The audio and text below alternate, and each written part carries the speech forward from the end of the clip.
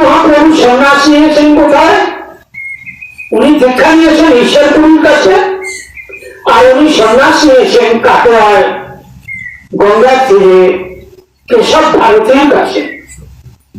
এই কেশব ভারতী হলেন দশনামী সন্ন্যাসী।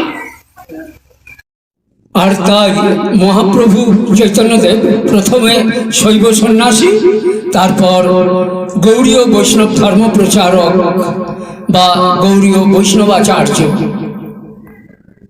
শ্রী শ্রী চৈতন্য ভারতী। আমরা পরবর্তীকালে ওনাকে চৈতন্য মহাপ্রভু বলে জানি।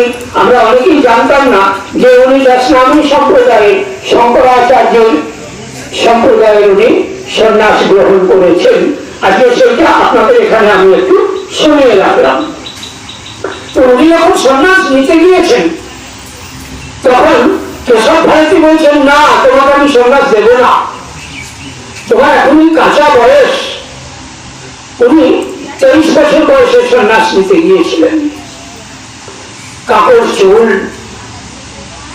আজানের মতো বাহু, গায়ে সোনার মতন কাঁচা রং, পদ্মপলাশ রচন, উচ্চতায় প্রায় 6 ফুট। ওকে দেখে কেশব ভারতী বলছেন, নিমাই পণ্ডিত, তুমি বাড়ি ফিরে যাও, সন্ন্যাস তোমার জন্য নয়, সংসার তোমার জন্য অপেক্ষা করছে। সংসার ধর্ম বড় ধর্ম, তুমি সংসার করো। প্রভু বললেন, নিমাই পণ্ডিত, আমি সন্ন্যাস নিতে এসেছি, আর আমি আপনার কাছেই সন্ন্যাস নেব। আপনাকেই আমি গুরু নির্বাচন করেছি, আপনি দয়া করে আমাকে সন্ন্যাস দিন। কেশব ভারতী কিছুতেই সন্ন্যাস দেবেন না।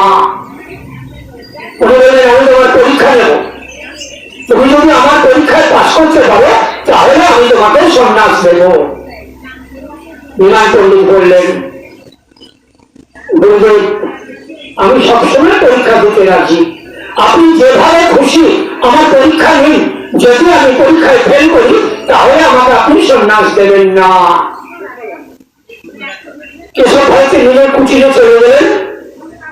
কুটির থেকে বড় চামচের 1 চামচ শর্করা মানে চিনি নিয়ে আসলেন।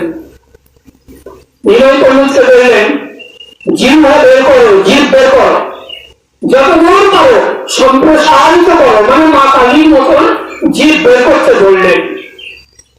জিভ বের করার পর কেশব ভারতী বললেন, আমি তোমার এই জিভের উপর এই 1 চামচ চিনি ঢেলে দেব, এবং আমি যতক্ষণ না বলবো তুমি জিহ্বা একটু নড়াতে পারবে না।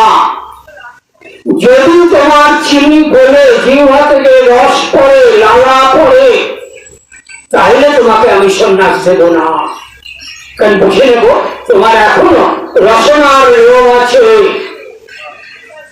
মহাপ্রভু চৈতন্যদেব বললেন, তখন উনি নিমাই পণ্ডিত, উনি বললেন, আমি প্রস্তুত গুরুদেব, আপনি আমার পরীক্ষা নিন। নিমাই পণ্ডিত জিভ বার করলেন। কেশব ভারতী ওনার জিভের উপর 1 চামচ চিনি ফেলে দিলেন। একেবারে প্রস্তর মানে পাথরের মতন চুপচাপ দাঁড়িয়ে রইলেন। পাশে কেশব ভারতী প্রহর গুনছে। সময় আস্তে আস্তে বয়ে চলেছে, আর জীবের দিকে এক দৃষ্টিতে কেশব ভারতী তাকিয়ে আছে। আশ্চর্য হয়ে গেলেন কেশব ভারতী। 1 ফোঁটা জিভের লালা একটু গড়িয়ে মাটিতে পড়লো না। গঙ্গার তীর থেকে দমকা হাওয়া আসলো, সেই দমকা হাওয়ায় শুকনো চিনি শর্করা কিছুটা মাটিতে ঝরঝর করে পড়ে গেল, কিন্তু একটা চিনিও জিভের জলে ভেজে নাই। অবাক হয়ে কেশব ভারতী আঙুল নিয়ে ওনার জিভ থেকে চিনিগুলো আস্তে আস্তে ফেলতে লাগলেন। প্রতিটা চিনি পরীক্ষা করে দেখতে লাগলেন, শুকনো ঝরঝর করছে, কোন জিভের লালায় মেশানো হয়নি, মিশ্রিত হয়নি। কেশব ভারতী হাত জোর করে বলতে লাগলো, হে নিমাই পণ্ডিত, আমি জীবনে এরকম যোগী, এরকম প্রত্যাহার যোগী নিরীহ যদি আমি দেখিনি, তুমি অবশ্যই সন্ন্যাসের উপযুক্ত, তবে আমি তোমাকে সন্ন্যাস দেব না। কেন না, আমি তোমাকে সন্ন্যাস দেওয়ার উপযুক্ত নয়। মহাপ্রভু একটু মৃদু হেসে বললেন, গুরুদেব, আমি সন্ন্যাসের সব ব্যবস্থা করেই রেখেছি, এখন আপনি শুধু নিমিত্ত মাত্র। আমি মন্ত্রটা আপনাকে বলে দেব, আপনি সেই মন্ত্রটাই আবার আমার কানে দেবেন, এতেই আপনি আমার গুরু হয়ে যাবেন। একটা লৌকিক গুরুর প্রয়োজন আছে গুরুদেব সন্ন্যাস নিতে গেলে। তখন কেশব ভারতী বাধ্য হলেন, মহাপ্রভুকে সন্ন্যাস দিলেন। এখনো যারা কাটোয়ায় যাবেন, গৌরাঙ্গ মন্দিরে, কেশব ভারতীর মন্দির, যেখানে ওনার সন্ন্যাসের স্থান, পাশে দেখবেন যে যে নাপিত, নামটা ওরা আমার মনে পড়ছে না, ওর চুল ইয়ে করেছে, কেশ মুন্ডন করেছে না, যে নাপিত কেশ মুন্ডন করেছে সম্ভবত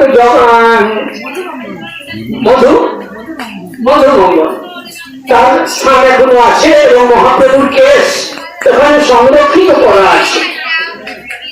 তো যাই হোক, ওখানে আমার প্রচুর শিষ্য ভক্ত আছে। আমি প্রায় মাসে একবার কাটোয়ায় গেলেই ওই মহাপ্রভুর সন্ন্যাসের আশ্রমে আমি ওখানে গিয়ে প্রসাদ পাই। শিবায় নমঃ।